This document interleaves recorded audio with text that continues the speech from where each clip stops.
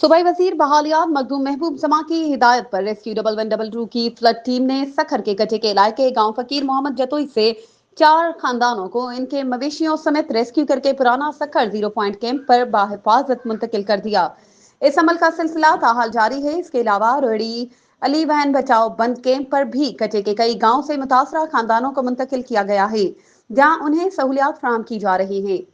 दूसरी जानिब commissioner Sukkur division Abid Salim Qureshi ने इंतजामिया को कच्चे को खाली कराने के अमल में तेजी लाने की हिदायत की है। इन्होंने सखर घोटकी और खैरपुर मीरस के डिप्टी कमिश्नर्स, असिस्टेंट कमिश्नर्स और दीगर अफसरान को हिदायत दी कि कच्चे के रिहायशियों को कायल करने के लिए मकामी अवामी नुमाइंदों और मजहबी रहनुमाओं का ताउन हासिल किया जाए।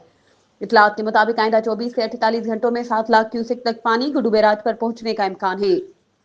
कमिश्नर सखर डिवीजन ने जिले इंतजामिया को हिदायत की कि ज़ेरेन इलाके फौरी तौर पर खाली कराए जाएं। इनका कहना था कि लोगों की जानो माल की हिफाजत को यकीनी बनाना इंतजामिया की अव्वलीन जिम्मेदारी है। कमिश्नर सखर आबिद सलीम कुरैशी ने मजीद कहा कि अगर पानी की सतह मजीद बुलंद हुई तो लोगों को ज्यादा नुकसान का सामना करना पड़ेगा, जबकि कच्चे के इलाकों से आबादी और माल मवेशी को बाहर निकालने का अमल भी मजीद मुश्किल हो जाएगा। मजीद खबरों और अपडेट्स के लिए हमारे चैनल को सब्सक्राइब करें और बेल आइकन को प्रेस करना ना भूलें।